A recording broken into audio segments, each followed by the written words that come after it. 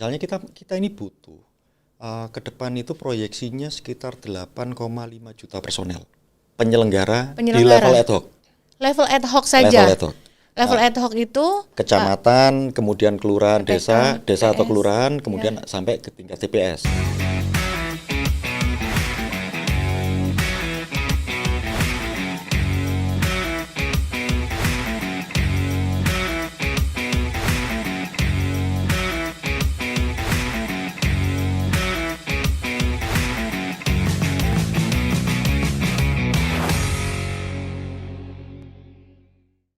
Halo teman pemilih, apa kabar semuanya? Terima kasih ya sudah kembali bergabung di podcast KPU RI hanya di kanal YouTube Komisi Pemilihan Umum Republik Indonesia. Semoga teman pemilih semua dalam keadaan sehat dan bisa bareng-bareng nih kita mencari inspirasi dan mengikuti cerita dari narasumber yang hadir di podcast KPU RI hari ini. Siapa lagi yang sudah menantikan, siapa saja teman pemilih yang sudah menantikan hadirnya narasumber satu ini untuk bisa ngobrol di podcast KPU RI. Kita sambut dulu dong Bapak Agus Melas. Halo Mbak. Halo, beliau adalah anggota KPU RI untuk Divisi Sosialisasi, Parmas dan masyarakat. Ini bukan partisipasi masyarakat ya Bapak? Iya. Teman-teman pasti sudah menantikan kan. Bapak apa kabar? Alhamdulillah baik. Alhamdulillah baik, sehat ya Pak. Alhamdulillah kalau begitu teman pemilih semua juga mudah-mudahan dalam keadaan sehat. Pak Melas, kita akan disclaimer dulu kepada teman pemilih. Meski saat ini kita masih struggle berjuang juga untuk segera lepas dari pandemi, tapi kami dapat informasikan teman pemilih saat ini ruangan studio podcast yang kita pakai sudah kita desinfektisasi dan alhamdulillah Pak Melas sebagai narsum dan juga kami sendiri sebagai host semua dalam keadaan sehat. Dan semua kru yang bertugas di balik layar saat ini tetap menggunakan masker dan menjaga jarak. Iya, mudah-mudahan semua sehat ya Bapak. Amin. Iya, Bapak terima kasih sudah mampir di studio podcast. Iya, akhirnya teman pemilih kita ada kesempatan untuk menyapa langsung Pak Melas di podcast KPU RI. Untuk teman pemilih yang sudah sekian lama nih mengikuti kisah kepemiluan atau bisa dibilang siapa saja sih orang-orang yang menjadi penyelenggara pemilu selama ini di tanah air. Tentu saja nama Bapak Agus Melas itu tidak terlalu asing karena bahkan sebelum beliau menjadi anggota KPU RI juga sudah berkiprah ya Pak Melas di kepemiluan. Kelihatannya begitu. Kelihatannya begitu. Iya. Dan memang benar demikian adanya. Kalau kita sama-sama cari nama Pak Melas di mesin pencari, Pak Melas itu sudah bergabung di kepemiluan kira-kira tuh di sekitaran tahun 99 ya Pak Melas? Betul, tahun 99 ya. Itu sudah mulai di apa tuh Pak aktivitasnya? Waktu itu saya masih mahasiswa mungkin semester 6 ya. Oh. Saya bergabung di KIPP Jawa Timur, Komite Independen Pemantau Pemilu Provinsi Jawa Timur. Saya kebetulan jadi wakil sekjen. Wasekjen? Ya, presidium internal lah. Ya. Jadi saya ngurusi personel, kemudian organisasi, logistik semacam itu untuk pemantauan pemilu pada tahun 99.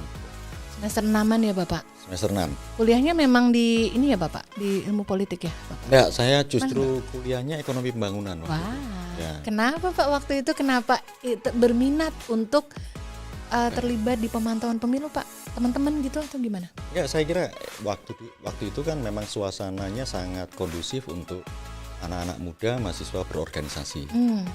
Kebetulan pemilu jadi satu tema tersendiri. Waktu itu kan ya nuansa benturan antara situasi transisi ya otoritarian menjadi demokrasi gitu. Makanya itu banyak anak-anak muda yang terlibat di sana. Dan pemilu dianggap sebagai cermin atau refleksi besar dari perubahan satu periode ke periode yang selanjutnya. Kalau boleh tahu berarti itu kisaran pemilu tahun berapa tuh Bapak? Tahun 99. 99 ya? Betul, tahun 99. Pasca pemilu reformasi. Pertama kali yang pasca reformasi. Pemilu pertama pasca reformasi. Ternyata Pak Melas sudah ikut andil tuh di situ. Rasanya gimana Pak waktu itu dari ikut memantau kok kenapa terus gitu akhirnya kiprahnya malah ada di jalur bisa dibilang ini jalur kepemiluan dong? Ya, saya nggak tahu, saya kalau dibilang jatuh cinta juga nanti berlebihan kan? Berlebihan ya Pak. Tapi gini, sebagian informasi tentang pemilu yang saya dapatkan itu kemudian ditopang sama background pendidikan saya di studi ekonomi ilmu ekonomi studi pembangunan, karena saya belajar statistika, saya belajar ekonometrika, dan ternyata pemilu itu tidak hanya melibatkan sesuatu yang sifatnya naratif, tetapi sesuatu yang melibatkan data dan angka. Karena kita harus lihat pola, pattern, lihat formula, dan itu kemudian bisa dipergunakan untuk memproyeksi perkembangan ke depan, termasuk sekarang berkembang kan menjadi pemilih, kemudian apa yang disebutnya sebagai matematika pemilu misalnya, nah semacam itu. Nah saya menggelutinya secara otodidak. Itu sih yang membuat saya keterusan ya Pak. Keterusan, saya merasa tidak punya alternatif yang lain selain urusannya pemilu. Itu sih. Gitu. Jadi kejeblos lah ke sana. Kenapa ya kejeblos tapi suka ya Pak ya, berarti ya? Ya pada akhirnya kan gini, pekerjaan yang paling menarik dan paling dicari orang kalau Anda merasa pekerjaan Anda itu hobi. Nah, menjalani hobi kan sesuatu yang menyenangkan, dan kemudian dari hasil bekerja yang serius, konsisten, kemudian memberikan kompensasi, apakah finansial, gaji, ataupun mungkin leverage lain itu kan konsekuensi logis saja dari sesuatu yang Anda jalani dengan baik. Dan karena itu hobi ya mungkin tidak pernah merasa jenuh atau lelah, kira-kira gitu aja. Tidak jenuh, tidak lelah, tidak bosan, happy terus jadinya ya Pak Melas ya. Seharusnya begitu, meskipun pasti banyak masalah juga. Tapi sepertinya memang terlihat seperti itu teman pemilih, karena kiprahnya Pak Melas memang tidak putus, memang kayak setia banget gitu di jalur kepemiluan, atau boleh dibilang ketatanegaraan nggak Pak? Karena Pak Melas juga tergabung nih di tim penyusun, tim ahli atau apa ya Pak yang terkait dengan undang-undang pemilu. Ya betul, pada akhirnya kan perkembangannya ke sana. Sebenarnya kan itu rangkaian panjang ya. Kalau 99 sampai 2004 saya itu lebih banyak menekuni sebagai pemantau pemilu dan mengorganisir pemantauan. Tapi saya melihat tahun-tahun 2002 itu saya melihat kalau hanya sekedar pemantauan pemilu mungkin kurang menarik. Jadi ada lagi, kemudian saya diperkenalkan dengan dimensi-dimensi lain dalam sistem pemilu, terutama elemen teknis. Jadi pemilu itu selamanya upaya untuk mengubah suara pemilih menjadi kursi perwakilan. Nah selalu pertanyaannya, metode apa atau formula apa yang bisa diterapkan. Nah di situ yang kemudian membuat saya tertarik, dan kemudian saya mengenalnya, ternyata ada dimensi matematika dalam konteks kepemiluan. Makanya saya belajar formula penghitungan perolehan suara kursi, saya belajar tentang electoral districting atau daerah pemilihan. Kemudian banyak itu bisa ditularkan dan dikembangkan dalam kasanah kepemiluan di Indonesia, sehingga pemilu yang biasanya dipahami sebagai sesuatu yang sifatnya politik, dan politik itu selalu berjarak dengan ilmu pengetahuan, itu bisa akhirnya didekatkan. Mendekat ya. Betul. Memang ada senjang. Nah, senjang itu yang tugas kita untuk mendekatkan bahwa pengambilan keputusan politik, termasuk salah satunya dalam konteks sistem pemilu, itu ada sisi-sisi keilmuan yang bisa didekati. Dan itu kalau kita belajar sejarahnya panjang. Karena kalau mau belajar serius tentang itu ya belajar sejarahnya. Misalnya Amerika Serikat tahun 1776 mereka merdeka, 1779 itu mereka bikin konvensi nasional pertama. Kan ada pertanyaan, mereka tetapkan jumlah kursi DPR-nya. Nah kemudian kursi DPR itu harus diturunkan ke negara bagian atau provinsi lah di Indonesia. Pertanyaannya, diturunkan dengan cara seperti apa? Nah itu biasanya melibatkan waktu itu ya, karena mungkin ilmu pengetahuan belum terlalu berkembang maju, ya variabel politisnya, jadi kepentingan dari masing-masing senator yang mewakili negara bagian sangat mengemuka. Tapi pada akhirnya 100 tahun kemudian keputusan-keputusan politik itu coba diobjektivasi oleh para saintis, dan kemudian jadi metode hitung yang kita kenal sekarang. Misalnya metode Saintelagu itu kalau di Amerika Serikat disumbangkan oleh senator Daniel Webster. Nah disebutnya metode bilangan ganjil. Nah itu, Thomas Jefferson juga begitu, yang kemudian metodenya itu disebut sebagai divisor varian de Hond. Nah kalau di Eropa Barat kita kenal, di Indonesia de Hond. Kalau kita Webster kita kenalnya Saintelagu, yang kita pakai di pemilu 2019 lalu. Betul. Yang terakhir yang lalu ya. Nah disitulah yang pokoknya saya bergelut di situ aja. Dan kemudian sampai akhirnya diminta jadi tim ahli pemerintah. Ya karena kemampuan saya ya adanya di situ, ya sudahlah kita membantu sampai di situ sih, Mbak. Betul, Pak. Nah, dari cerita sekilas yang diutarakan Pak Melas barusan aja, teman pemilih juga semoga kembali teringat nih bahwa sebuah proses pemilu itu tidak hanya seperti yang semata-mata terlihat tipis di permukaan, yaitu hanya sekedar kontestasi atau sekedar perpolitikannya, tapi sebenarnya ada ilmu pengetahuan, ada banyak hal-hal yang secara keilmuan itu bisa digali dan itu sebagai menjadi dasar ya, Pak. Ya. Dasar dilakukannya pemilu ini. Mudah-mudahan ini sama-sama mengingatkan kita nih teman pemilih biar nggak lupa bahwa ada keilmuan yang sangat kuat dan mengakar yang mendasari pelaksanaan pemilu itu ya. Betul. Bapak ya. Termasuk begini, misalnya dalam konteks kepemiluan kita ya, selalu dipahami kan pemilu itu mengemuka dimensinya kontestasi, kompetisi. Ya betul, saya harus akui bahwa dimensi itu atau variabel itu selalu bersifat alami dalam pemilu, namanya juga berusaha untuk memperebutkan dan mempertahankan kekuasaan secara damai. Tetapi ada satu dimensi lain yang jarang kemudian disinggung oleh kita dan jarang kemudian bukan hanya sekedar diwacanakan, apalagi kemudian dioperasionalkan. Misalnya pemilu itu juga punya satu misi penting, yaitu sebagai sarana untuk integrasi bangsa, sebagai sarana pemersatu bangsa. Bagaimanapun juga dinamika apakah konflik atau kemudian kontestasi, kompetisi, itu kan yang terlibat adalah anak-anak bangsa juga di situ. Nah itu yang menurut saya penting untuk kita gagas ke depan, melihat arah baru pemilu 2020. Saya kira itu. Betul. Nah, itu baru awal yang bisa mudah-mudahan kembali mengingatkan kita pada esensi pemilu ya teman pemilih ya. Teman pemilih jangan kemana-mana karena kita akan mendengar lebih banyak nih cerita dan hal-hal yang dipikirkan atau menjadi buah pikir Pak Melas tentang bagaimana membawa pemilu ini nanti 2024 dan beliau akan bicara tentang partisipasi pemilih juga. Jadi jangan kemana-mana ya, tetap di podcast KPU RI di kanal YouTube Komisi Pemilihan Umum Republik Indonesia. Jangan kemana-mana. Teman pemilih, terima kasih ya masih berada di podcast KPU RI hanya di kanal YouTube Komisi Pemilihan Umum Republik Indonesia. Dan kita masih bersama narasumber istimewa kita untuk minggu ini yaitu Bapak Agus Melas. Beliau anggota KPU RI. Bapak sudah mulai bertugas itu kira-kira sekitar 2-3 bulan ya Bapak ya? Ya, pelantikan kan 12 April ya. Betul, ya. 12 April, belum begitu lama. Rasanya gimana Pak sampai hari ini? Ya ini terus terang saya harus mengalami banyak transisi. Transisi ya Pak? Ya. Kita teman pemilih suka banget sama hal-hal yang terus terang, emang nggak Bapak? Ya transisi kan, saya harus berhadapan dengan sesuatu yang sifatnya formal.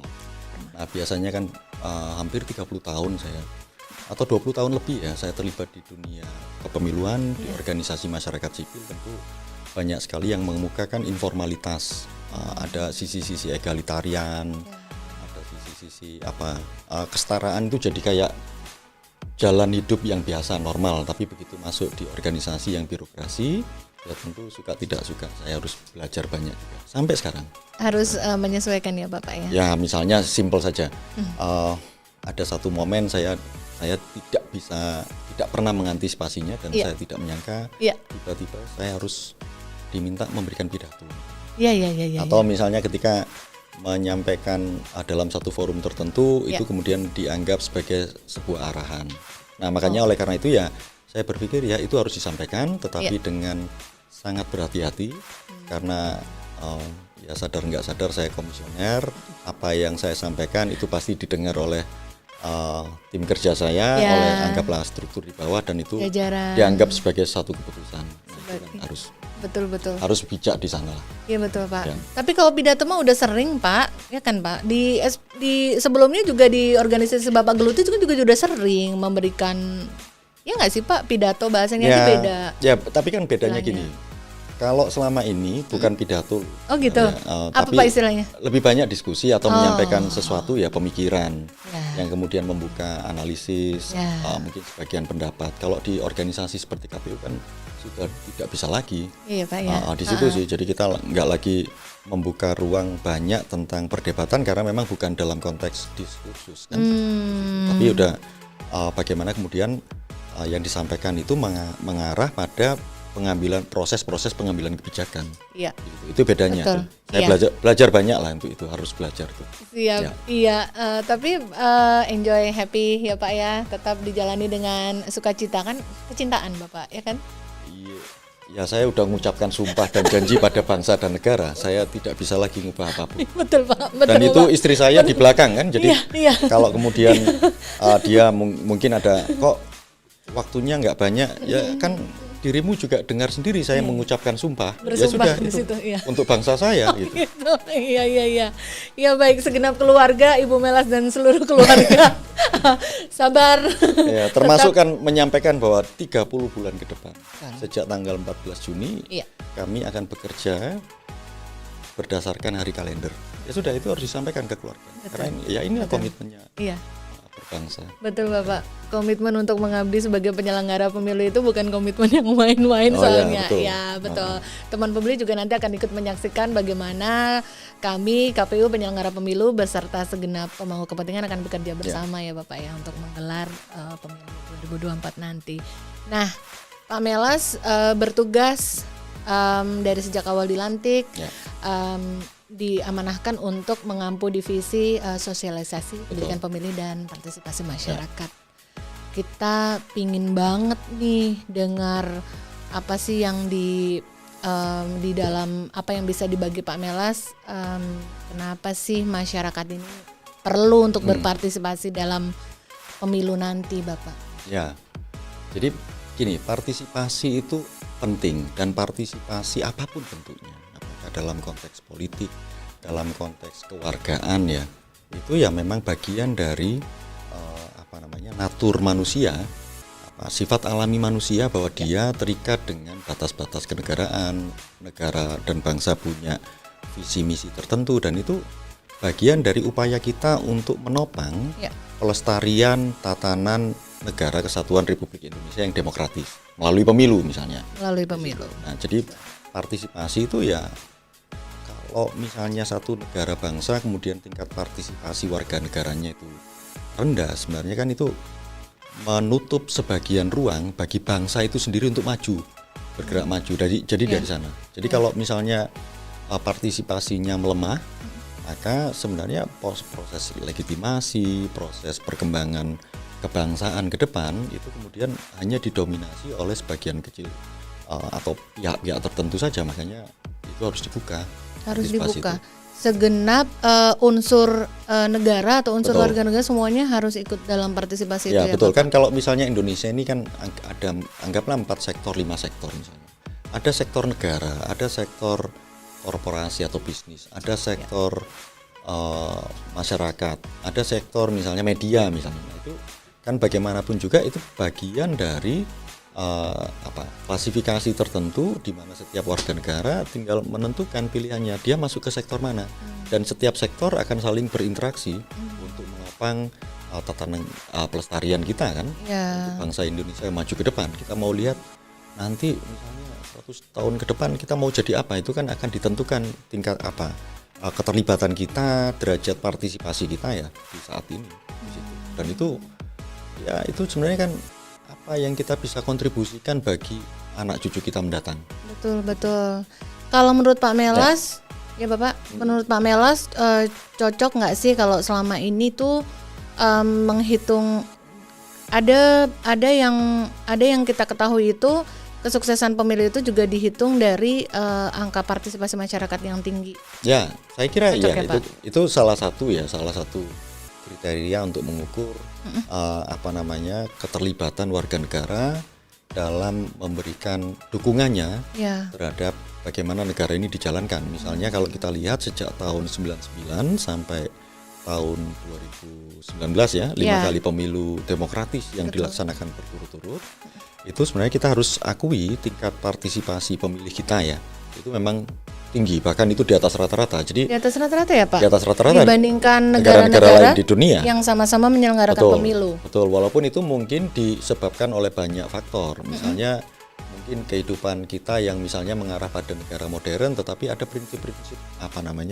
kekerabatan, komunalitas itu yang mengemuka. Ada mungkin ya sisi-sisi patron klien, itu kan juga tidak bisa diabaikan dibandingkan negara Eropa Barat yang misalnya sangat individual. Kita kan masih basisnya kebersamaan. Nah itu juga punya pengaruh. Gitu ya Pak? Di situ. Yang kita sebut dengan nilai ketimuran itu ya Pak? Saya kira di sana. Gitu. Ya kan istilah Jawa kadang-kadang mangan ramangan kumpul. Atau misalnya kita bisa bilang begini, misalnya kalau di dunia barat itu kan siapa yang berkompetisi dan memenangkan kompetisi itu dianggap sesuatu yang normal. Ketika seseorang memenangkan kompetisi tertentu, maka yang lain tidak dapat sama sekali dianggap suatu kewajaran. Mungkin di Indonesia berbeda nilai budayanya. Ya Anda menang, tapi bagi juga dengan yang lain. Gitu.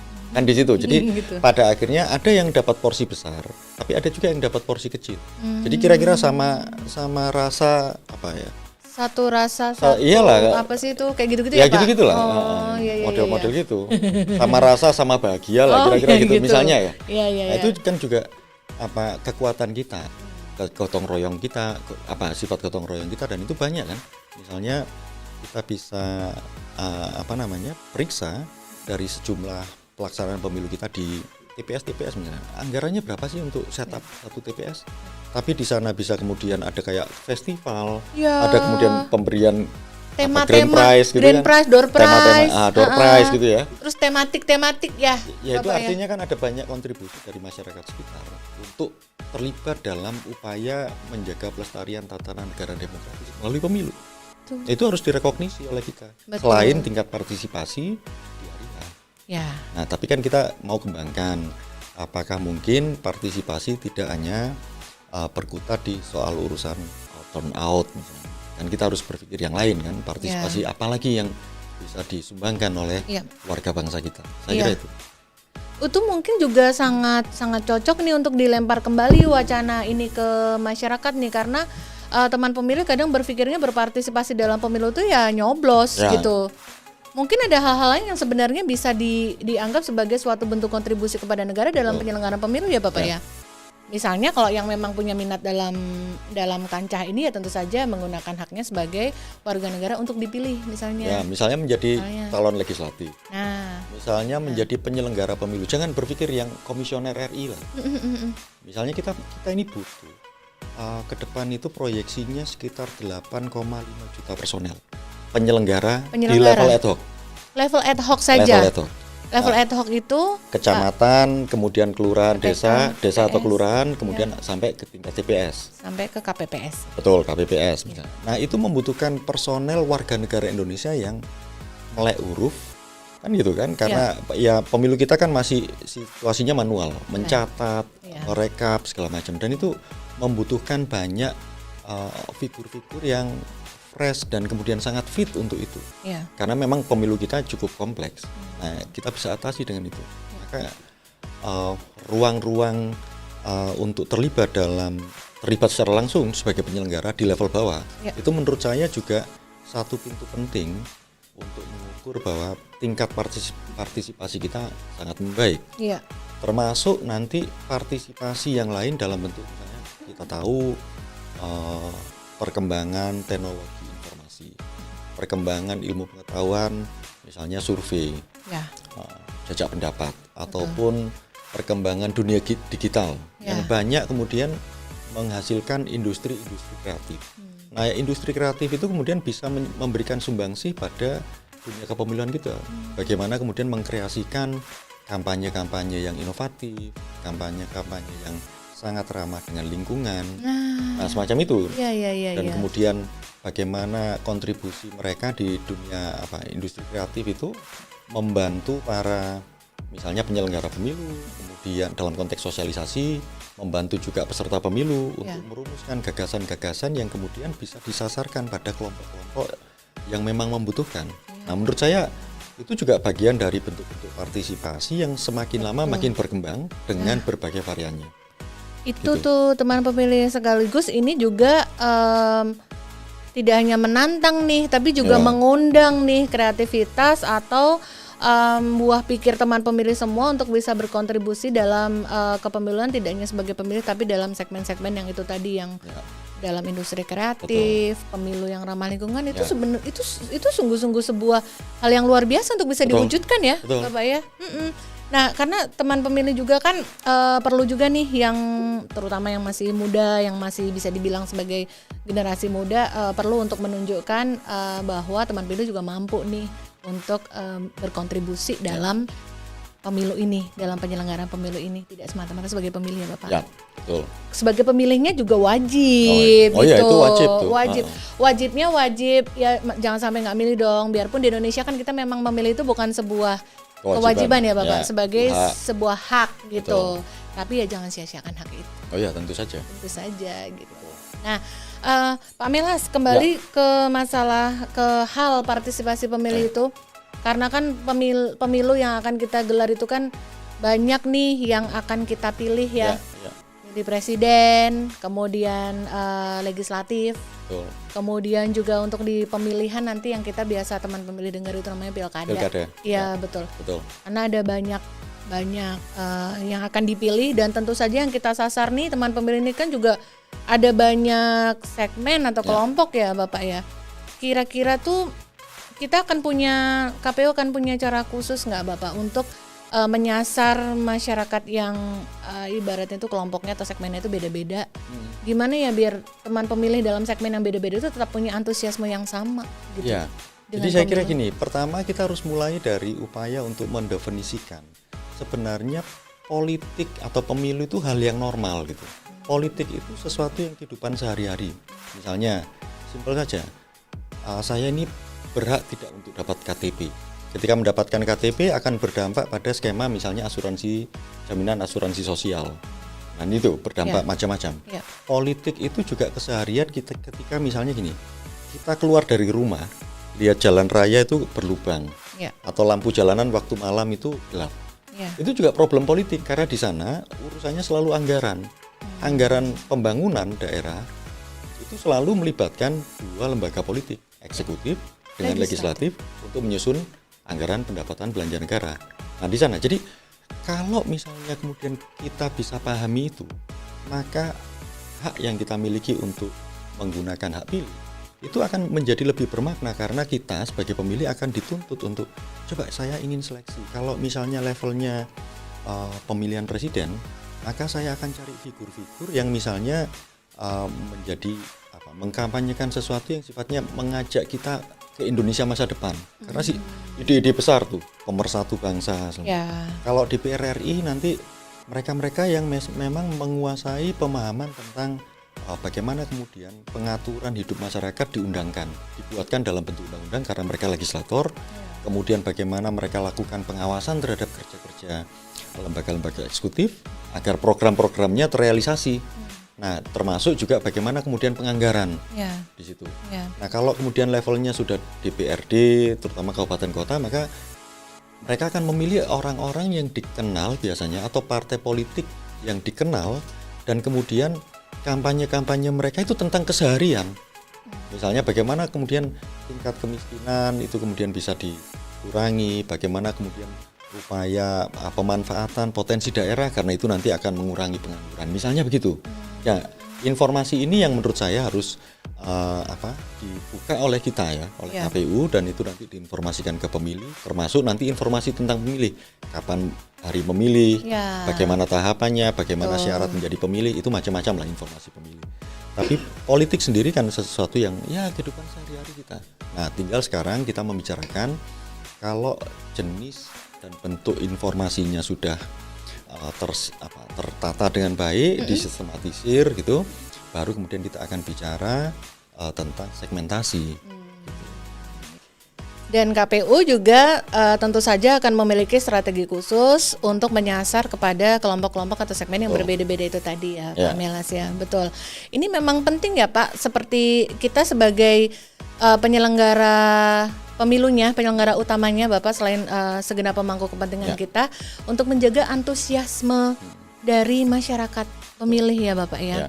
Kira-kira untuk menuju ke gelaran 2024 kita akan punya cara-cara khusus nggak Pak yang bisa kita ceritakan sama teman pemilih untuk tetap menjaga antusiasme mereka, karena ini tahapan juga sudah masuk nih. Jadi gini, ya prinsip kelembagaan yang baik itu kalau dia bisa melanjutkan segala pengalaman baik yang telah dikontribusikan oleh lembaga.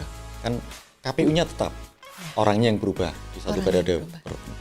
Jadi misalnya KPU dulu pernah punya beberapa program, dan menurut saya program itu jangan kemudian dibatalkan, itu kemudian bisa direview ulang, kemudian bisa disesuaikan dengan konteks kekinian, dan kemudian itu mungkin bisa diintegrasikan menjadi satu tema-tema baru gitu, program baru gitu. Betul. Yang dimaknai dengan cara yang baru sesuai perkembangan zaman, termasuk nanti upaya untuk memetakan potensi-potensi programatik yang sifatnya baru dan lebih berjangka panjang gitu dengan situasi 2024 maupun pasca 2024. Misalnya gini, 2024 itu kita akan menghadapi satu peta demografi yang relatif baru. 60%-an lebih itu generasi muda milenial gitu yang akan menempati porsi sebagai pemilih. 60% Bapak? Ya, banyak sampai ke sana dan itu luar biasa. Iya. Jadi misalnya usia-usia pemilih awal gitu, nanti pemilih 17 pemula. tahun ya, pemilih pemula, sampai nanti kisaran sekitar 40-45 tahun misalnya, itu porsinya ke sana. Dan mereka akan memiliki tuntutan, mereka juga generasi yang punya genetika yang sudah berbeda, mereka ramah dengan teknologi informasi. Mereka punya kesadaran bahwa keberlanjutan kelestarian bumi itu penting. Jadi kesadaran lingkungan, misalnya itu harus direspon oleh kita. Termasuk nanti segmen-segmen pemilih yang selama ini secara tradisional dimiliki oleh KPU. Misalnya teman-teman disabilitas kan gitu, ada petani, nelayan, macam-macam ya, itu tetap harus jadi sasaran. Dan itu harus dikembangkan dengan pendekatan-pendekatan yang mungkin bisa saja sama, bisa saja ada dilakukan penyesuaian. Menurut saya begitu, itu tetap harus jadi sasaran. Ditambah lagi perkembangan teknologi informasi yang sangat baru, maka mau tidak mau kita harus KPU-nya sendiri ya. Misalnya saya kayak sekarang podcast mulai dikembangkan, TikTok kan secara organisasi. Sebenarnya KPU juga berusaha untuk adjustment dirinya sedemikian rupa dengan perkembangan teknologi informasi. Nah, tetapi itu mungkin tidak cukup. Nah, bahwa itu menjadi media untuk sosialisasi, tetapi menyasar apa kebutuhan dari pemilih dengan segmen-segmen yang berbeda, maka misalnya konsep yang disebut micro targeting. Kan ada segmen-segmen tertentu tuh dengan kekasan tertentu yang kemudian informasi apa yang kemudian pas dengan mereka. Kemudian media apa yang kemudian dipergunakan dan kita harus masuk di sana. Iya betul. Nah, tetapi di balik itu semua, menurut saya bingkai besarnya yang harus kita susun, tema besarnya yang harus kita susun. Menurut saya gini, kita membutuhkan satu tema baru dan itu melibatkan banyak pihak. Misalnya KPU karena dia organisasi penyelenggara pemilu, maka dia bisa tidak menjadi leading sektor terkait dengan tema-tema besar yang nanti akan kita berikan dalam konteks sosialisasi dan pendidikan pemilih atau politik misalnya.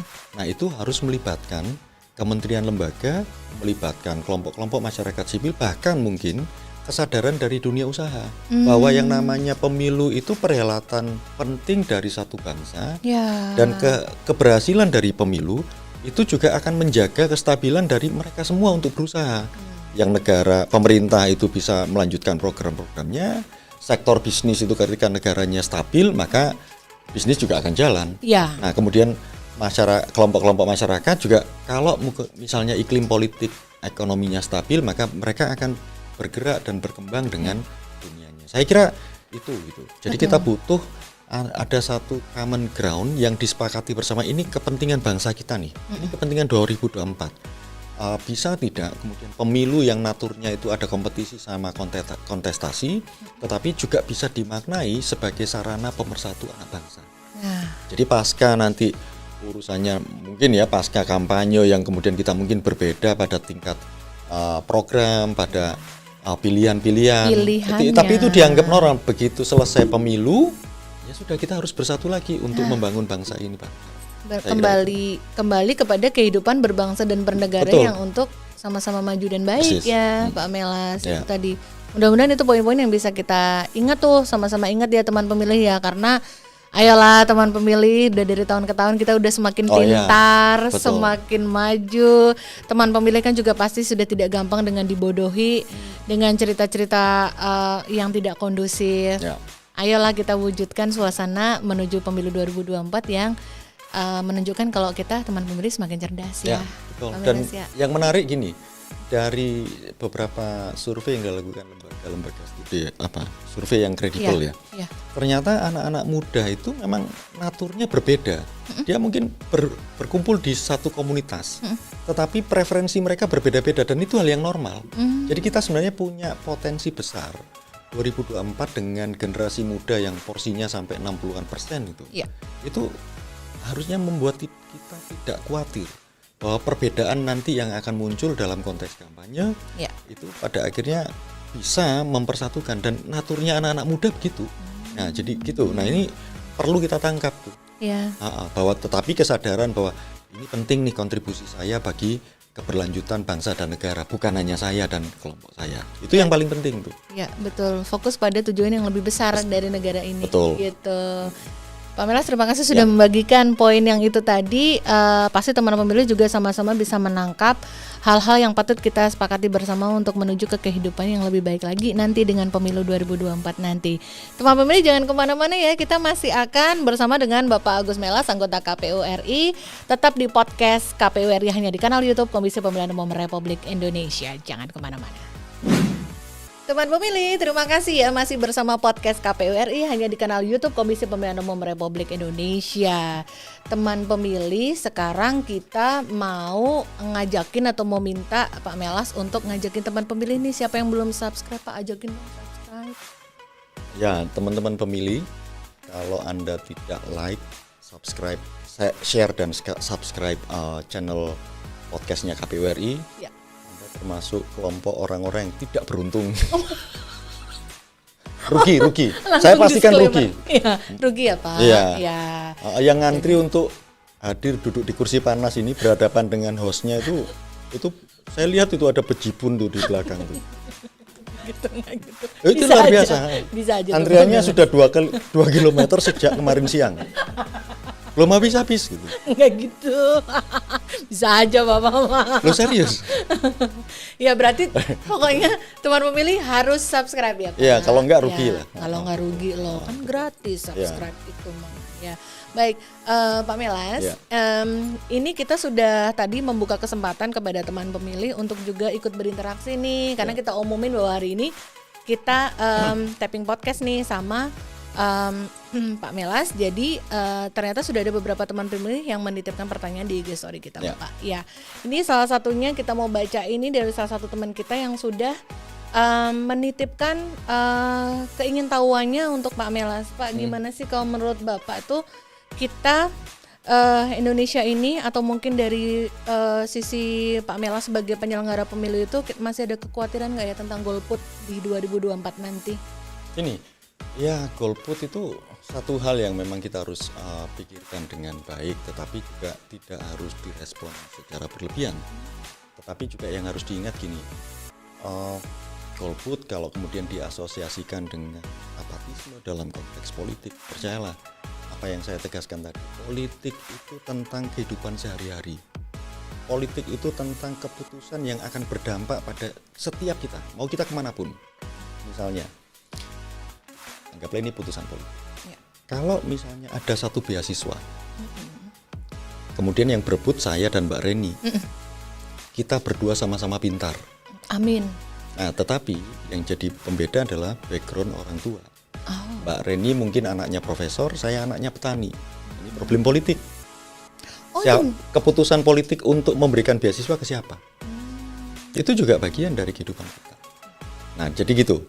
Jadi keterlibatan kita untuk menggunakan hak pilih, untuk kemudian menyalurkan aspirasi, itu kan bentuk ekspresi dari preferensi kita, aspirasi kita. Nah, kan pasti akan ada konsekuensi.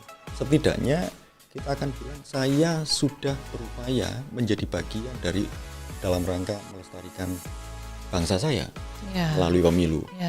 Nah, meskipun ya kita harus pahami dunia makin modern, hal-hal semacam itu mungkin sudah tidak terlalu mengemuka.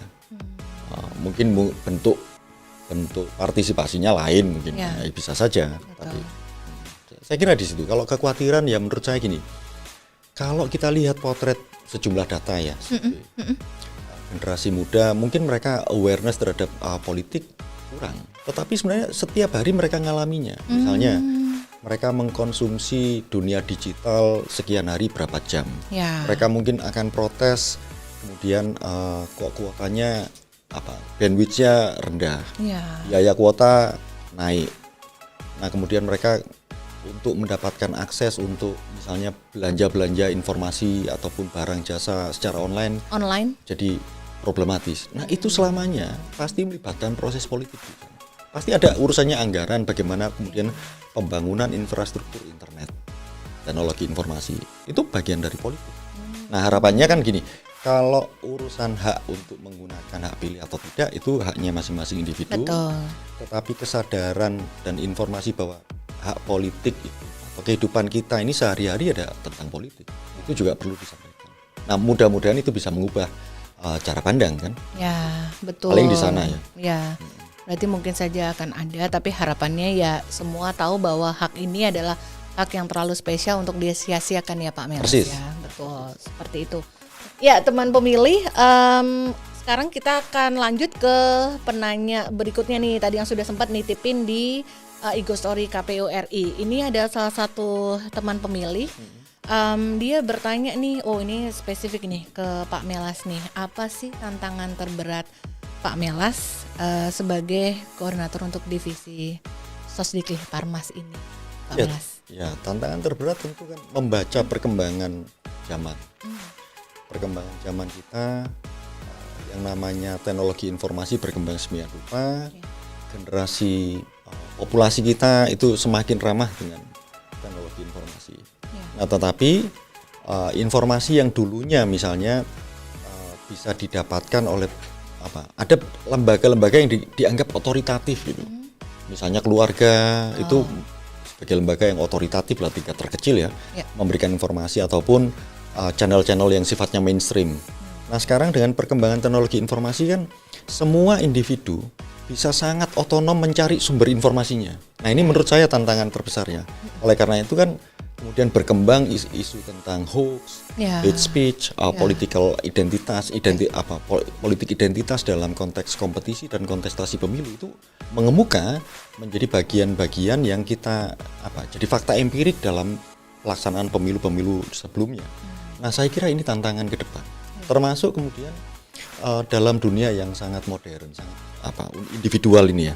Ini kita diperhadapkan pada kesadaran bersama dari sebuah komunitas anak bangsa untuk terlibat secara aktif, secara sukarela dalam upaya melestarikan tatanan negara demokratis di Indonesia.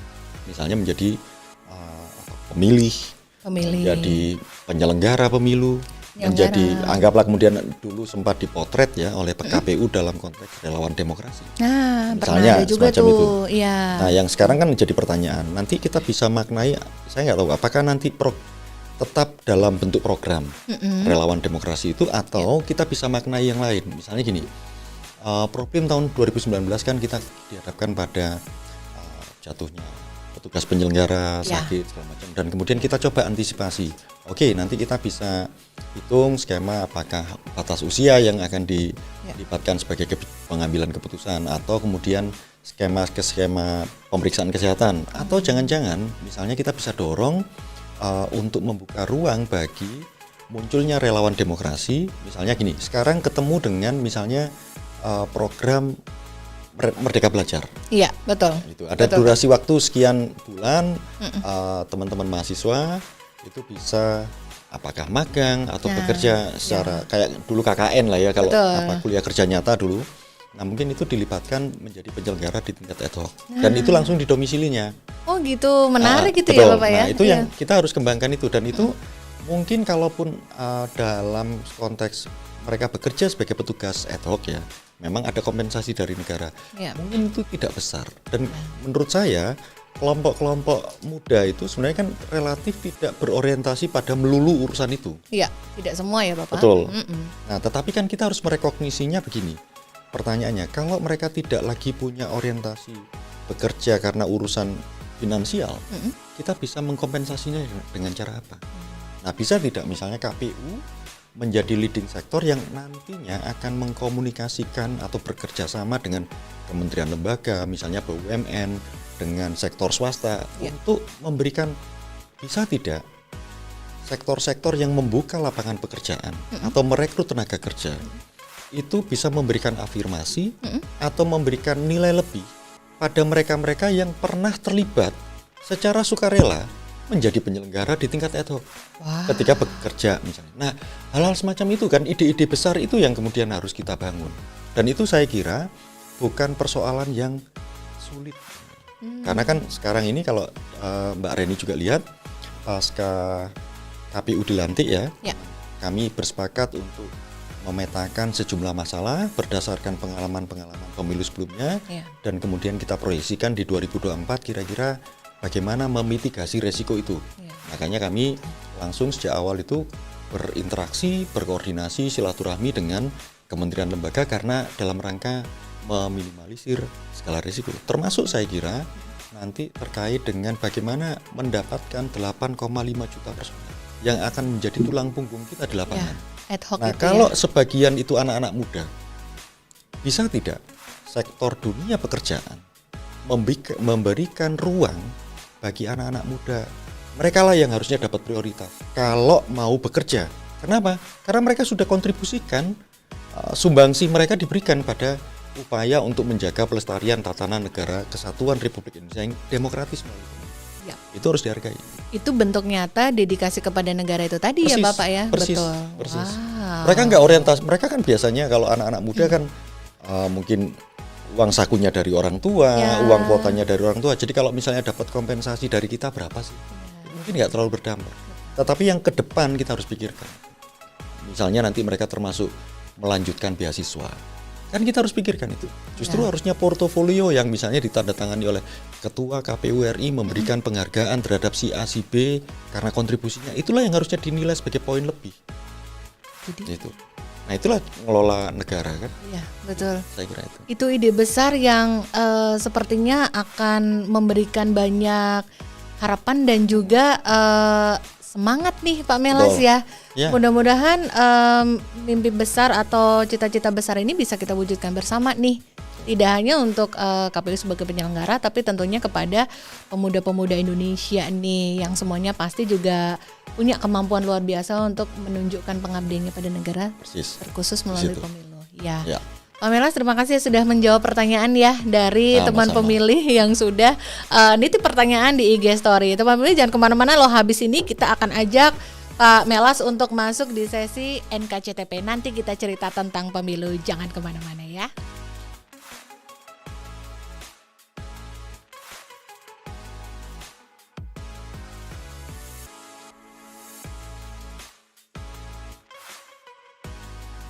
Teman pemilih, terima kasih ya masih bersama kita, saya Reni dan juga tamu kita Bapak Melas, anggota KPU RI, tetap di podcast KPU RI. Dan sekarang kita akan sampai di segmen yang spesial karena di dalam podcast KPU RI kita punya NKCTP.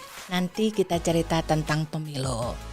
Pak Melas, uniknya sesi ini kita bikin beda-beda nih ke setiap tamu nih, cerita pemilunya apa-apa. Nah, khusus buat episode Pak Melas ini, karena kita nih teman pemilih sama-sama tahu Pak Melas sebelum menjadi seorang penyelenggara pemilu sebagai komisioner KPU RI, Pak Melas sudah lama bekerja dalam hal kepemiluan. Banyak hal-hal yang sepertinya bisa nih kita minta dibagi cerita nih sama Pak Melas. Pak, boleh nggak cerita sama teman pemilih, kira-kira ada nggak sih Pak kayak bandingan atau cerita gitu dari negara lain yang juga sama-sama menyelenggarakan pemilu kayak Indonesia, tapi ada hal yang kayaknya seru atau penting untuk dinotis atau bisa dijadiin inspirasi gitu sama teman pemilih? Bagi cerita dong Pak.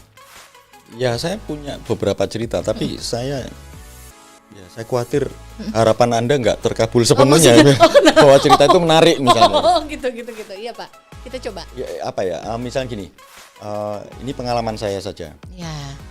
Ada satu momen saya mengikuti istri saya yang sedang studi lanjutan di negara lain di Jerman. Di Jerman. Ya, kebetulan sama anak. Nah, di sana itu kebetulan saya tetap menggunakan hak pilih tapi via pos. Via pos. Untuk Pilpres waktu itu, Pilpres 2014. Jadi saya dapat surat surat pemilih dikirim via pos, kemudian saya kirim ke KJRI di Frankfurt konsulat kan. Kalau KBRI-nya kan di Berlin. Nah, di sana terlihat sebenarnya kalau di Jerman itu ternyata fungsi pos itu luar biasa signifikan. Gitu, Pak. Dalam setiap kehidupan masyarakat. Jadi hampir tiap hari yang namanya penduduk di sana itu selalu dapat kiriman dari instansi mana atau dari perusahaan kerja atau dari siapapun, dari lembaga-lembaga itu selalu dalam bentuk surat. Dan itu hal yang sangat jarang di Indonesia dilihat. Iya Pak ya. Nah, termasuk yang menarik begini. Waktu saya tinggal di sana sekitar mungkin 2,5 tahun ya. 2,5 tahun. Karena saya punya izin tinggal tahunan, ya dianggap penduduk tetap gitu ya. Meskipun bukan warga negara. Di salah satu kota, saya itu ternyata karena diidentifikasi di balai kota itu penduduk tetap, saya dikirimi surat suara untuk memilih pemilu lokal. Pemilu lokal di sana. Memilih apa tuh Pak waktu itu? Waktu itu kalau nggak salah pemilu Dewan Kota. Gitu. Saya lupa, saya mungkin nggak gunakan hak pilih saya karena saya nggak terlalu yakin kalau saya gunakan ini salah atau enggak. Tapi tertera itu nama saya, nama istri, dan kemudian Anda diberikan hak untuk menggunakan hak pilih untuk memilih Dewan Kota. Jadi sebenarnya gini, dimanapun kita itu ketika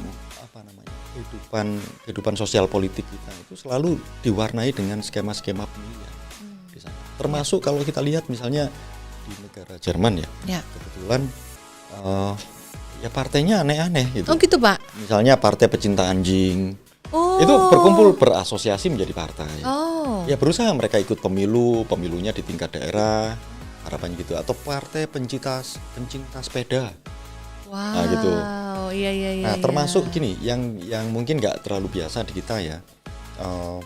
Kalau misalnya sering tuh jalan-jalan di tengah kota itu biasanya muncul tuh partai-partai gitu yang sudah kita kenal namanya, itu bikin bilik-bilik kecil gitu pakai payung gitu. Mereka mungkin bagikan minuman tapi sambil ngajak diskusi. Kami punya program ini, kami akan ngadakan misalnya farat-faren itu bersepeda bareng gitu, kapan ikut gitu. Nah gitu-gitulah. Jadi di sana ya politik itu jadi kayak keseharian dan itu kemudian sesuatu yang sangat normal gitu. Dan itu bisa memotret apapun hobi kita. Kalau misalnya partai dengan ideologi tertentu ternyata programnya juga ngajak sepeda bareng. Mungkin dari situ nanti ngobrol. Nah, hal-hal semacam itu yang menurut saya pemilunya menjadi tidak menegangkan. Tidak menegangkan. Itu poin penting ya Bapak ya. Ya, dan itu menyegarkan bahkan. Menyegarkan karena mereka tampil dengan sangat informal gitu ya. Mereka ngobrol segala macam kan itu bisa diskusi banyak hal gitu. Jadi atmosfer yang mau dibangun justru supaya masyarakat itu tidak terlalu tegang dan takut gitu. Iya, justru masyarakat kan justru penasaran. Anda mau bawa ide apa untuk problem ini? Jadi langsung gitu. Nah, itu menurut saya mungkin ya penting jadi inspirasi kita. Jadi kalau ke depan misalnya bagaimana sih kemudian kita bisa kan gini, PR kita ini bagaimana kemudian kita bisa punya kontribusi untuk membangun organisasi penyelenggara yang mungkin adaptif dengan program-program yang mungkin sangat menyegarkan gitu, menyejukkan. Termasuk nanti harapannya itu bisa mendorong dan menciptakan situasi bagi insentif pembangunan dan pelembagaan sistem kepartaian yang baik gitu. Ya, sistem kepartaian yang baik kan sistem kepartaian yang menjalankan perannya dalam menyerap aspirasi, mengartikulasikannya dan kemudian berupaya membuktikannya dalam program-program kampanye yang basisnya gagasan dan program. Nah, saya kira di situ. Menarik banget sih. Itu sih kalau yang saya alami ya. Tapi yang mengherankan, saya tiba-tiba kok saya dapat surat suara. Ada beberapa itu. Dan di surat suara itu langsung diberikan profil-profil dari calon-calon yang akan maju. Mereka punya program ini untuk tata kota, mereka akan ubah apa. Kalau misalnya perpustakaannya kurang nyaman gitu, mereka punya. saya kira itu yang menurut saya ya keseharian kita. Iya, betul. Menyentuh kesendi-sendi keseharian yang dihadapi tiap hari ya. Bahkan misalnya ada salah satu kandidat itu mengajukan program yang akan membuat kota itu benar-benar jadi sarana orang untuk keluar dari rumah dan berkumpul. Oh gitu. Nah itu jadi hal-hal semacam itu kan jarang gitu. Jadi ada orang yang diajak untuk secara volunteer. Oh ya, kalau saya terkungkung di rumah nggak bagus. Saya harus kumpul tuh sama orang. Iya. Apalagi karena kultur di Barat kan juga memang tidak seperti Asia yang memang dikit-dikit kumpul ya Bapak ya. Nah ini yang menarik justru. Ini yang seringkali ada salah persepsi ya. Oh ya. Barat itu dianggap individual. Pada tingkat tertentu ya, untuk urusan kehidupan pribadinya mereka akan sepenuhnya bertanggung jawab pada dirinya. Kalau mereka tidak benar-benar butuh bantuan, mereka nggak akan ngomong. Artinya kalau mereka ngomong butuh bantuan, artinya memang benar-benar butuh dibantu. Kalau kita enggak, kita akan rajin nanya, ada yang saya bisa bantu. Padahal belum tentu kita bisa bantu. Yang semacam-macam itu ya. Bagian dari courtesy Pak. Ya, gitu. mungkin bagian dari keramahan. Itu juga nggak keliru menurut saya. Nah, ada juga, ya itu di sana. Nah, termasuk Jerman itu kalau dianggap individual, kalau dilihat profil negaranya, ini bukan mengagungkan Jerman sama sekali enggak ya. Hanya bercerita. Betul. Jadi Jerman itu negara yang bisa dibilang sangat gila berasosiasi.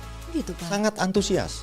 Klub-klub Volkswagen, mobil-mobil motor itu mereka kalau kita ikut klub atau ikut asosiasi biasanya ikut saja sumbang nama gitu sebagai anggota, tapi nggak pernah kemudian berupaya untuk disiplin berkontribusi pada organisasi sumbangan tetap gitu. Nah padahal ketika kita ada masalah biasanya kalau di sana asosiasi-asosiasi itu selalu akan berikan bantuan solidaritasnya begitu, termasuk misalnya mereka mengelola partai. Gitu. Partai politik itu begini, kalau Anda menyumbang partai politik, maka sumbangan Anda itu akan dijadikan potongan pajak.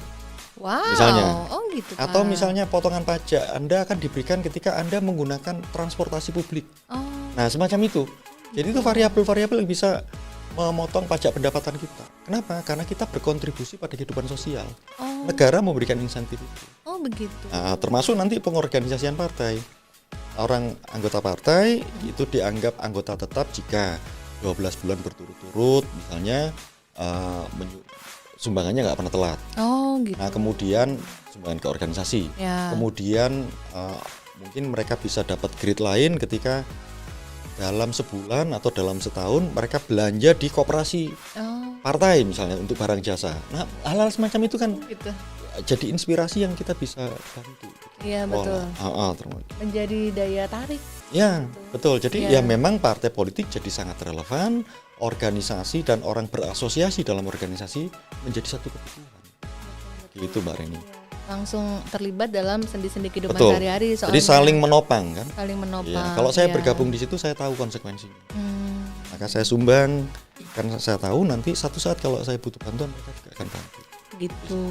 Itulah. Ada nilai timbal balik. Jadi itu mengubah banyak persepsi saya lah tentang gitu. Iya. Kebayang nggak teman pemilih dari cerita Pak Melas kalau itu diadopsi di dalam kehidupan di tanah air kita, misalnya nih ada banyak dong asosiasi-asosiasi yang bisa diwujudkan dalam keseharian, pecinta Vespa misalkan pecinta sepatu roda mungkin ya Bapak ya, terus nanti kan hidupnya bersama-sama mengumpulkan ide-ide baik untuk bisa digagas dan bisa dikontribusikan ke negara gitu. Seru ya. Bapak terima kasih ya sudah membagikan cerita itu tadi kepada teman pemilih, dan itu tadi hal spesial yang bisa diceritakan atau dibagikan kepada teman pemilih dalam NKCTP. Nanti kita cerita tentang pemilih tetap di kanal YouTube Komisi Pemilihan Umum Republik Indonesia. Teman pemilih, senang sekali teman pemilih masih setia di kanal YouTube Komisi Pemilihan Umum Republik Indonesia untuk podcast KPU RI. Tentu saja untuk episode minggu ini kita masih bersama dengan Pak Melas, Bapak salah satu pimpinan di KPU RI. Bapak, kita udah deket nih sama penghujung episode ini. Kita punya satu hadiah nih buat Bapak. Kita boleh nggak ya terima hadiah? Nggak sih, ini kayak ya bukan hadiah, ini tuh kayak kejutan deh ya. Boleh kan ya, kalau show-show kan ada kejutannya Bapak ya. Bapak nggak khawatir ini ria? Enggak. Ini bukan sesuatu yang bisa diriakan ini Pak. Ya. Ini buat menambah keseruan aja karena Okay. ini akan membuat teman pemilih akan lebih mengenal lagi Pak Melas seperti Okay. apa. Ya, Bapak nanti akan membuka isi kotak ini apa. Nanti setelah melihat sesuatu di dalamnya, Bapak tunjukkan dan Bapak akan bercerita sesuatu ini mengingatkan Bapak tentang apa. Ya Pak ya. Oke Ya, Pak, ya, ya baik. Yuk, mari kita bersama kita serahkan ke Bapak. Bapak mangga dibuka. Yuk. Kelihatan kan? Nah, mangga Bapak dibuka. Nah, Tahu wajah saya kelihatan antusias atau? lebih ke cemas sih Pak. Nah kan? Ini gini Pak. Nah, gitu. Tunjukkan dulu Pak, wajahnya ketangkep nggak teman pemilih?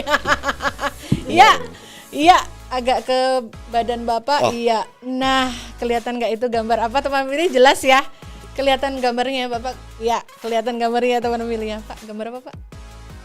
Nggak tahu ini. Ya, ini alat musik. Bapak, itu gambar gitar. Ya, gitar. Ya, jadi ceritanya kita tuh mau cari gitar tadi nggak dapet. Oh. Jadi ngeprint gambarnya. Ah gitu. Pak, ada apa Bapak sama gitar? Apa ya? Lucu ya, masa sebenarnya Bapak ada hubungan apa sama gitar? Iya makanya. Ya itu Bapak- sepertinya hubungan yang nggak terdamaikan gitu. Oh, nggak terdamaikan ya Pak? Iya. Lebih tepatnya bisa dibilang nggak terpisahkan nggak sih Pak? Apa? Bertepuk sebelah tangan. Lebih tepatnya begitu. Kok bisa gitu Pak? Ya ini kan cerita kecil kan. Iya, iya, iya, Saya itu iya, iya. ya kehidupan kami ya waktu itu Wah. ya orang tua nggak terlalu inilah. Jadi saya itu sangat menginginkan gitar. Itu ketika SD mungkin? SD, SMP gitu. Dan jadi kalau mau ya karena sangat pengen gitar, saya suka nyanyi. Bapak suka nyanyi ya? Bukan nyanyinya gini, saya Ya. nyanyi untuk diri saya sendiri Ya. dengan gitar gitu. Untuk diri saya sendiri. Sambil ngiringi ya Pak? Bukan ya? untuk orang lain. Iya, iya, iya, iya. Amin. Catet. Nah itu untuk belajar gitar karena mungkin orang tua nggak bisa penuhi, saya harus pinjam teman. Teman. Jadi saya itu baru ingat kalau nggak salah itu usia di atas hampir 29 tahun saya baru punya gitar sendiri. Gitu Pak? Iya. Udah lulus kuliah juga dong gitu. Wah udah berarti. kerja kan? Udah kerja malah Udah ya Pak kerja. ya? Nah itu baru saya punya. Punya gitar. Makanya Favoritnya emang gitar yang ini Pak? Ini istilahnya apa sih? kalau ini string ya. String ya? Gitar. Akustik lah. Akustik ya Pak kalau yang seperti ini. Dan ini yang Bapak, gitar seperti ini nggak Pak yang Bapak harapkan? Ini desainer kita pokoknya print aja mau gambar gitar gitu. Ya gitar gini. Ya gitar gitu gini ya Pak? Indah gitu loh. Indah ya Pak ya? Oh, kenapa gitar Pak? Maksudnya kenapa gitar? Apakah karena memang semua cowok gitar gitu atau maksudnya ada kan piano? Itu suasana pada saat itu. Kan waktu itu kalau nggak salah lagunya Dewa 19. Lagi album pertama ya, Kangen gitu. Kalau misalnya anak-anak SMP waktu itu tidak bisa belajar lagu Kangen dengan gitar itu. Ini jadi promosiin. Nggak keren ya Pak ya? Nggak keren. Nggak gitu. keren, iya saat itu. Makanya Iya, kan iya. ya buru-buru mikirin yang lain. Gitar aja saya nggak punya gitu kan. Ya pinginnya ya piano juga, tapi kan apalah daya kan. Iya, Makanya Pak, itu ya. kan kayak bertepuk sebelah tangan. Oh. Nah, tapi ya sekarang sih ada dua lah. Ya ada dua ya Pak ya tuh. Ya tapi buat diri sendiri. Diri sendiri ya Bapak. Tapi memang Sambil sering, ngomporin kan? anak saya kan. Anak saya kan usianya hampir 17. Ben, kalau misalnya kamu SMA kelas 1 belum bisa gitaran nggak keren. Akhirnya dia beli. Ini pengalaman bapaknya. Iya, cerita pengalaman Ya, masa lalu ya. yang bisa diturunkan ke anak-anak. Nah ternyata dia lebih jago ya. Oh gitu Itu Pak. aja. Wah, ditunggu ini berarti baik. Berarti itu cerita tentang gitar ya Bapak ya. Dan masih lekat dong sama sehari-hari ya Bapak sekarang ya. Untuk apa Untuk itu? penghibur. Oh iya ya gitar kalau ini. Oh iya kan kerja saya kan bisa sampai jam berapa. Nanti Gitu kalau ya, Pak? pulang ya sambil ngetik lah gitu. Ya sendirian itu rasanya suara saya enak gitu. Kalau di depan orang ya pasti enggak. Oh, jangan Ini gitu. kan karena sendirian. Ya, jangan gitu Pak. Nanti kita coba ya Pak. Kapan-kapan ya Enggak. Pak. Enggak. Oh, langsung ditolak. Enggak. Ya deh Pak, tapi ceritanya ceritanya sangat relate. Kita teman pemilih semua juga mungkin Tapi enggak punya- ternyuh kan? Ya. Kita nggak Ya boleh kan ngomong ada ternyuh, Pak. Ya, ada ya, ya. sisi-sisi saya yang lain gitu. Iya betul Pak. Ini kan salah satu sisi. Jadi teman pemilih jadi tahu nih sebenarnya nih tadi info dari orang terdekatnya tuh sebenarnya adalah nanti suruh Pak Melas nyanyi. Nah, Bapak bersyukur kita nggak punya gitar di sini. Jadi nggak ada. Tapi kita jadi tahu sisi lain dari Pak Melas, ternyata gitar atau musik yang dari gitar ternyata memang sangat relate dan sangat dekat dengan diri Pak Melas. Ternyata Pak, terima kasih ya sudah membagi ceritanya ya. Terpaksa ya Pak membagi cerita. Jadi terharu. Bapak overall terima kasih lo sudah sama-sama, mampir iya. di podcast KPRI, tidak hanya menceritakan tentang ide-ide tentang partisipasi pemilih, tentang kehidupan bernegara yang kita percaya banget pasti bisa menginspirasi banget dan bisa mengingatkan, reminding kepada semua teman pemilih untuk tidak cuek nih dengan hak-hak yang dimiliki teman pemilih. Betul. Tapi kita juga sempat kenal nih sisi-sisi lain Pak Melas, kita lebih kenal dengan beberapa pimpinan sebagai penyelenggara pemilu di negara kita. Bapak, satu pesan dong buat teman pemilih, ada nggak hal khusus yang ingin Bapak ingatkan kepada teman pemilih jelang pemilu 2024 nanti? Ya, saya kira gini, teman-teman pemilih, untuk teman-teman pemilih seluruh Indonesia, bagaimanapun juga tugas dan tanggung jawab melestarikan negara kita ini ke depan, itu memang bebannya di kita. Generasi kita harus menopang. Jadi ya kita perlu lakukan itu dengan tanggung jawab. Kita mengubahnya pemilu sebagai sarana pemersatu anak bangsa, dan kita bisa yakin yang namanya Indonesia ke depan makin maju itu akan kita capai. Saya kira itu Mbak Reni, amin. Teman-teman. Terima kasih ya Bapak pesan, dan itu juga tentu saja sekaligus menjadi doa kita bersama ya Bapak ya. Betul. Mudah-mudahan bisa sama-sama kita wujudkan.